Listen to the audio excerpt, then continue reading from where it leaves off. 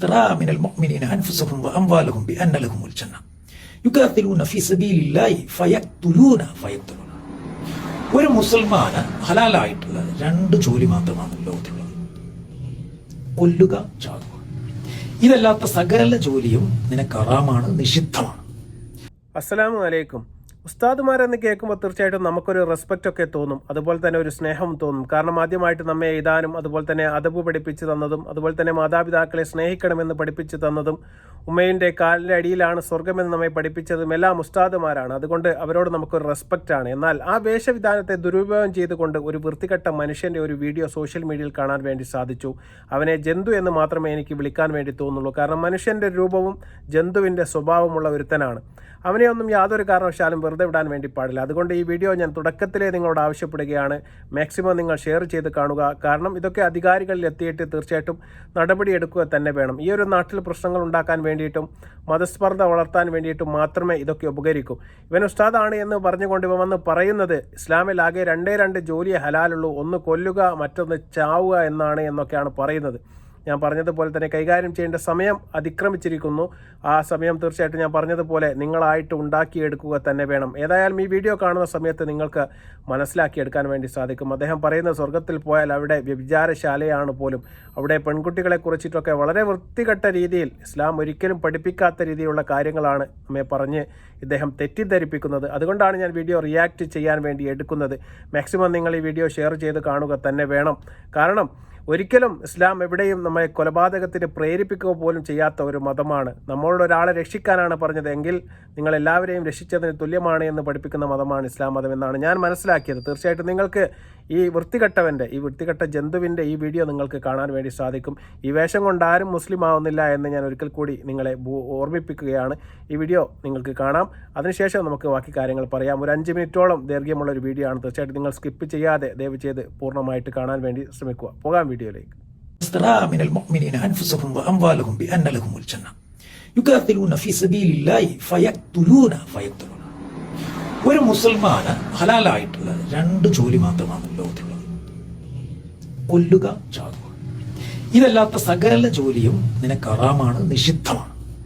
മറ്റെന്ത് ജോലി നീ ചെയ്താലും നീ നിത്യമായ നരകത്തിന് അവകാശികളായി തീരും.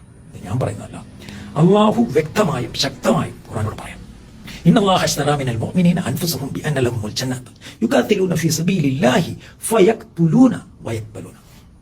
കൊല്ലുക, ചാകുക. കാരണം ഒരു മുസൽമാൻ എന്ന് പറഞ്ഞാൽ അവൻ വിൽക്കപ്പെട്ടവനാണ്. അവന്റെ ശരീരം, അവന്റെ താല്പര്യങ്ങൾ, അവന്റെ ഇച്ഛകൾ, അവന്റെ സമ്പത്ത്, ഇതെല്ലാം അള്ളാഹു വിലക്ക് വാങ്ങിയിരിക്കുകയാണ്.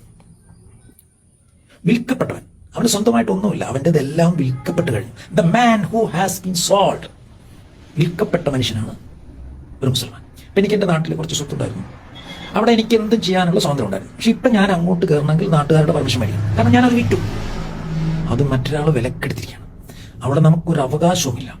ഈ സർവശക്തനായ അണ്ടകടാഹങ്ങളെ സൃഷ്ടിച്ചതുമായ അള്ളാഹു തൂക്കി വിറ്റാൻ 100 രൂപ പോലും വില കിട്ടാത്ത നിന്റെ ശരീരത്തെ, നിന്റെ ആത്മാവിനെ വിലക്ക് മേടിച്ചിരിക്കാം.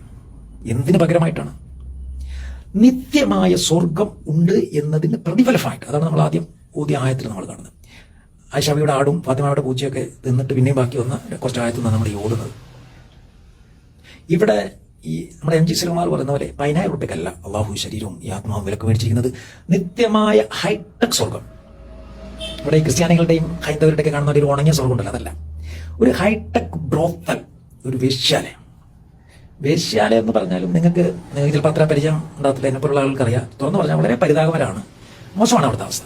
നമ്മൾ ഈ പറയുന്ന പോലെയൊന്നുമില്ല. കുറേ ഉണങ്ങിയ കുറേ പെണ്ണുങ്ങളുണ്ട്. എന്നാൽ അള്ളാഹു പറയുന്നത് അവിടെ ഫ്രഷ് സാധനങ്ങളാണ്, ആരും തൊട്ടിട്ടില്ലാത്തെന്ന് പ്രത്യേകം എടുത്ത് പറഞ്ഞിട്ടുണ്ട്. മനുഷ്യനോടുള്ള അള്ളാഹുവിൻ്റെ കരുതൽ നോക്കണം. നിങ്ങൾ ഒരു ഉസ്താദിനോട് ചോദിക്കും, ഉസ്താദ് ഭൂമി ഉരുണ്ടതാണോ പരന്നതാണോ എന്ന് ചോദിച്ചാൽ ഉസ്താദ് പറയും, ഇത് നമ്മുടെ ശാസ്ത്രം പഠിപ്പിക്കാനല്ലല്ലോ ഖുർആൻ ഇറക്കിക്കുന്നത്. ഭൂമി കറങ്ങുന്നുണ്ടോ ഇല്ലെന്ന് ഉസ്താദിനോട് ചോദിച്ചോ, ഉസ്താദ് കറങ്ങുമോ? കാരണം എന്നാൽ നിങ്ങൾ ഉസ്താദിനോട് ചോദിക്കുകയാണ് സ്വർഗത്തിലെ സ്ത്രീകളെ കുറിച്ച്, അവരുടെ ശരീരത്തിന്റെ അവയവ രൂപങ്ങളെ കുറിച്ച് ഉസ്താദ് വ്യക്തമായിട്ട് പറയും. ആ ഒരു ആത്മാവിലാണ് നമ്മൾ ജീവിക്കുന്നത്. ആരും തൊടാതെ. ഇവിടുത്തെ വേശ്യാലയങ്ങളൊക്കെ പരിസരത്തിൽ ഇത്ര വ്യക്തമായ രൂപം നിങ്ങൾ കണ്ടിട്ടുണ്ടോ? ചില പ്രായങ്ങളും കാര്യങ്ങളൊക്കെ പറയും. അല്ലാതെ ഓരോ ശരീരത്തിന്റെ വർണ്ണനയ്ക്ക് നമ്മൾ നടത്തുന്ന വേശ്യാലയങ്ങളൊന്നും കിട്ടില്ല. എന്നാൽ സർവ്വ അണ്ടകടാഹങ്ങളെ സൃഷ്ടിച്ച അള്ളാഹു ഏറ്റവും മനോഹരമായ ഹൈടെക് വേശ്യാലയമാണ് നമുക്ക് പ്രോമിസ് ചെയ്തിരിക്കുന്നത്. അവിടെ ഈ സ്ത്രീകൾ മാത്രമാണോ? അല്ല ഇവിടത്തൊക്കെ വേശ്യാലയങ്ങൾ പോയി കഴിഞ്ഞാൽ കുറച്ച് ഉണങ്ങിയ സ്ത്രീകളല്ലാതെ ഒന്നുമില്ല. നേരെ ഒരു ഭക്ഷണം പോലും. ഇപ്പം ഞാനൊക്കെ എന്ന് പറഞ്ഞാൽ രാവിലെ ഇരുന്നിട്ട് ഞാൻ ബെഡ് കാഫിയുടെ കൂടെ തന്നെ മട്ടൺ ബിരിയാണി കഴിക്കുന്നതാണ്. ഈ ഭക്ഷണത്തിൻ്റെ കാര്യത്തിൽ എനിക്ക് ഇവിടെ ചെന്ന നല്ല ഭക്ഷണമൊന്നുമില്ല. എന്തിനൊരു നല്ലൊരു മദ്യം ഉണ്ടോ? എന്നാൽ ഇവിടെ അള്ളാഹു ഇവിടെ സ്വർഗത്തിൽ ഒരുക്കിയിരിക്കുന്നത് മദ്യപ്പുഴകളാണ്. അല്ലാതെ ഇവിടെ ബിവറേജിൽ നമ്മൾ മണിക്കൂറോളം ക്യൂ നിന്നിട്ട് കിട്ടുന്ന ഈ മായം ചേർത്ത മദ്യമല്ല, ശുദ്ധമായ മദ്യം. അപ്പം ഞാൻ തന്നെ അവിടെ ഈ ഇസ്ലാം ആകെ ഞാൻ താമസിക്കാൻ കാരണം തന്നെ ഈ മദ്യപ്പുഴകളുണ്ട്. കാരണം എനിക്ക് നീന്തൽ അറിയത്തില്ല. അപ്പം നീന്തൽ അറിയാതെ നമ്മൾ ഈ മദ്യപ്പുഴയിലോട്ട് ഇറങ്ങി ചത്തുപോകുന്ന പേടിച്ചിട്ടാണ് ഞാൻ ആദ്യം പിന്നെ ഈ സ്വർഗത്തിൻ്റെ കാര്യം മാറ്റി വെച്ചത്. പിന്നെയാണ് ഞാൻ അതെല്ലാം മാറ്റി ഇതിൻ്റെ എല്ലാ കാര്യങ്ങളും കൂടി ചിന്തിച്ച് വക്കവായി പത്രാവയൊക്കെ കണ്ടത് കൂടിയിട്ട് ഞാൻ ഇസ്ലാം സ്വീകരിക്കുന്നു. അപ്പോൾ അത്ര മനോഹരമായി ഇത് എത്ര കാലത്തേക്കാണ്?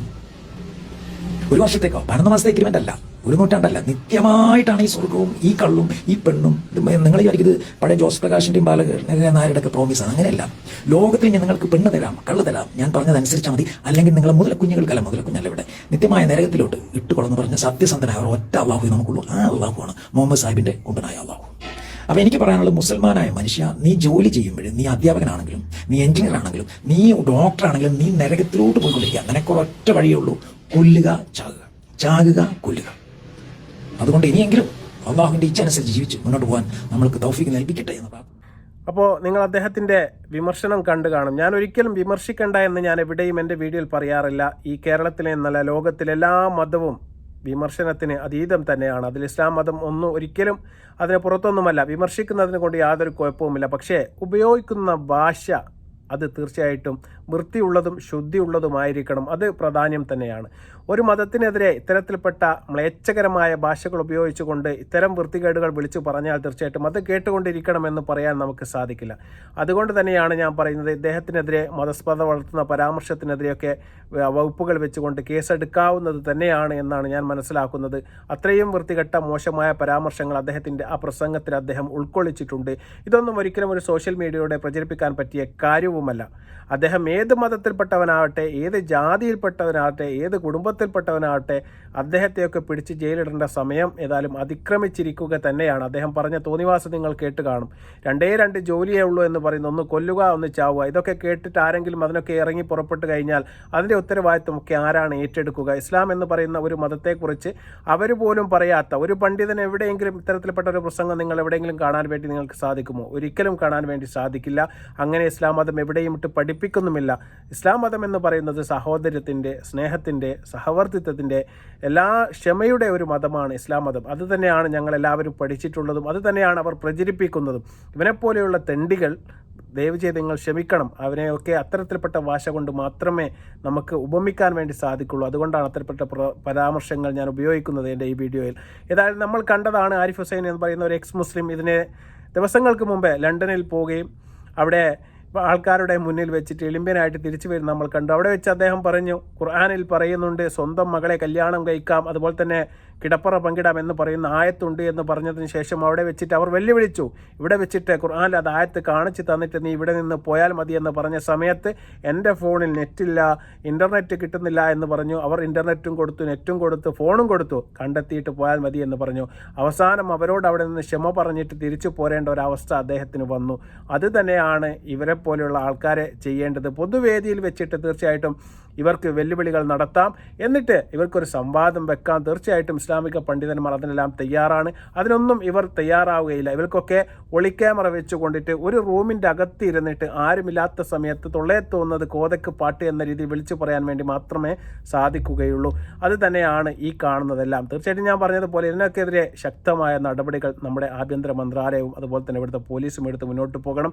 ഏതൊരു മതത്തെക്കുറിച്ച്, ഇനി ആരെങ്കിലും ഹൈന്ദവ മതത്തിനെതിരെക്കുറിച്ച് പറയുകയാണെങ്കിലും ക്രിസ്ത്യാനി മതത്തെക്കുറിച്ച് പറയുകയാണെങ്കിലും സഭ്യമായ ഭാഷയിൽ വേണം വിമർശിക്കാൻ. അല്ലാതെ തൊള്ളയിൽ തോന്നിയ തോന്നിവാസം ആര് വിളിച്ചു പറഞ്ഞാലും തീർച്ചയായും അത്തരത്തിൽപ്പെട്ട ആൾക്കാർക്കെതിരെ കേസെടുത്തിട്ട് മുന്നോട്ട് പോകുക തന്നെ ചെയ്യണമെന്നാണ് എൻ്റെ ഒരു ഇളയ അഭിപ്രായം. തീർച്ചയായിട്ടും ഈ വീഡിയോ കണ്ടതിന് ശേഷം എന്താണ് നിങ്ങൾക്ക് തോന്നുന്നത്? തീർച്ചയായിട്ടും ഞാൻ പറഞ്ഞതിൽ ശരിയുണ്ടെന്ന് തോന്നുന്നുണ്ടെങ്കിൽ തീർച്ചയായിട്ടും അങ്ങനെ, അതല്ല എങ്കിൽ അതും തീർച്ചയായും നിങ്ങൾ കമൻറ്റായി രേഖപ്പെടുത്തുക.